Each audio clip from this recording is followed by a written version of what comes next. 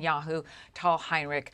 Tal, thank you so much for being here. The first thing I wanted to discuss with you is that Fox News has confirmed the New York Times reporting that part of the slowdown of getting some of these foreigners evacuated out of Gaza is that Hamas, it was discovered, was actually trying to sneak in Hamas fighters under the guise of being the wounded Palestinians. What is the Prime Minister's response to this?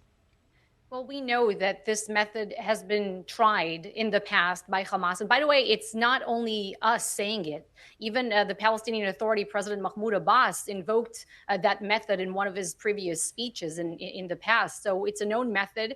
And for that reason, we are monitoring every movement. And for that reason, the IDF is also targeting the terrorist movements once we lock in on them. And we have evidence that they are trying to move around the Gaza Strip sometimes, and cynical uses of vehicles as ambulances, serving as taxis, in fact, for their murderous actions. So we are watching every movement.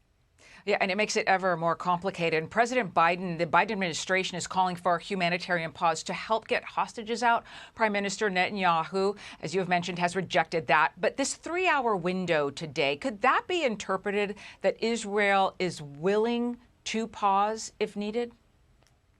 Well, we are willing to pause. As we said, there will be a cessation of activity as we've had in the past. Excuse me, there's crazy fly here. Oh,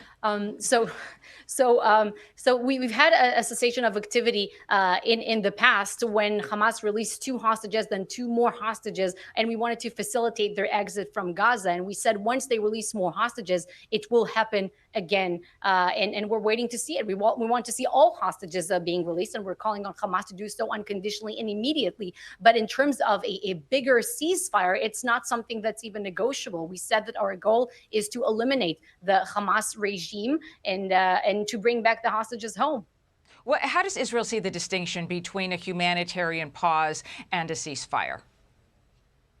Again, a humanitarian pause is something that we are, of course, willing to discuss once more hostages will be released from the Gaza Strip. We want to facilitate the safe exit of hostages once there will be something of this kind on the table. Of course, you will hear about it, and nobody but us will be more satisfied and thrilled once this happens. But right now, it's not something that we are really discussing. But in terms of humanitarian aid, it is something that both Jerusalem and Washington obviously want to see the civilian population in Gaza receiving. For that reason, we said that we will allow in humanitarian aid, and dozens of trucks are coming in every day from the Rafah border crossing with Egypt to the safer havens that we have designated for the population in the south.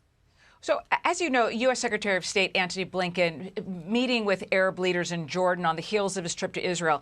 Axios is reporting that behind the scenes in Israel, Blinken emphasized the increasing pressure on the U.S. to push for a humanitarian pause. From the report, quote, Blinken's message, according to one U.S. and 2 Israeli officials, was, quote, we don't want to stop you, but help us help you get more time.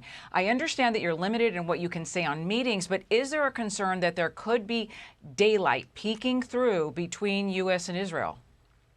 There is no daylight between the U.S. and Israel. We are in lockstep with our American counterparts in terms of in what pertains to the goals of this operation, which is to bring back the hostages, as I said, and also, of course, to eliminate the Hamas terrorist regime as a governance body in Gaza, as a terrible military wing, terrorizing not only us, but also the population there.